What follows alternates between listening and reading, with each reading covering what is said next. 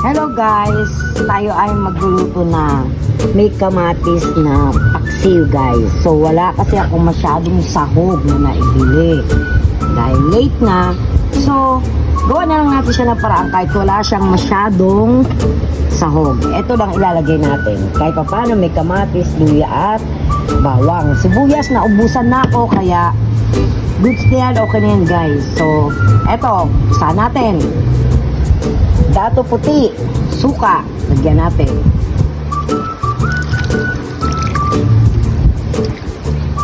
Ayan guys. So, lagay natin yung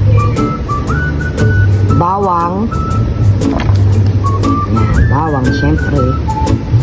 Tapos, ang kamatis. Sige, pagsama-sama na natin siya guys.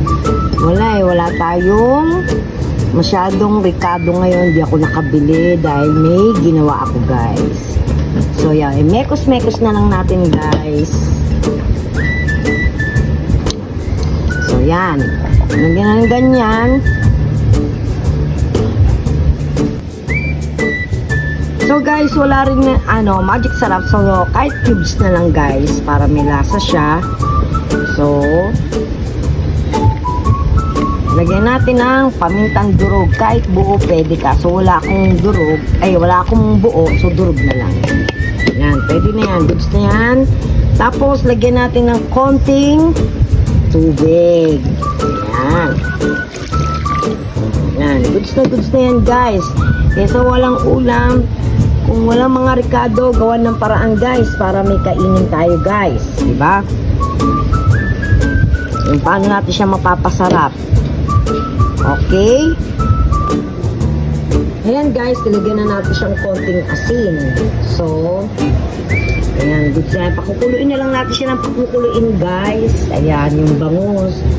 Ang tawag dito ay parang kinamatisan din na paksiw. Ayan guys. Wala tayong ibang ricado, kundi yan lang. Kaya yan, ginawa ko na lang ng paraan siya para makatawid gutom guys. Ayan. Ayan guys, pakukuluin lang natin siya ng papakuluin hanggang sa medyo matuyo. Ayan. Yummy na yan guys. Tapos guys, lagyan natin siya ng konting mantika na olive oil. So para good health tayo guys. Ayan. Ayan. Ayan. Okay na yan guys. So hintayin na lang natin siya kumulo. Maya saka natin siya i-open kung okay na ang lasa lahat. Ayan na guys, kumukulo-kulo na siya guys. So pag natuyo na yan, goods na guys, pwede na tayong kumain. Ayan, yummy. Ayan na guys, goods na ang ating kamatis at with paksiw. Ayan guys.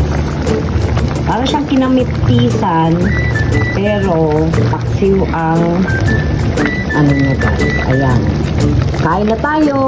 Thank you for watching. Tara, kain na tayo guys. Ayan. Diba? Ayan, niluto natin walang masyadong sahog kasi wala tayong masyadong ngayon binili. So, ganyan na lang siya guys. Kain na tayo.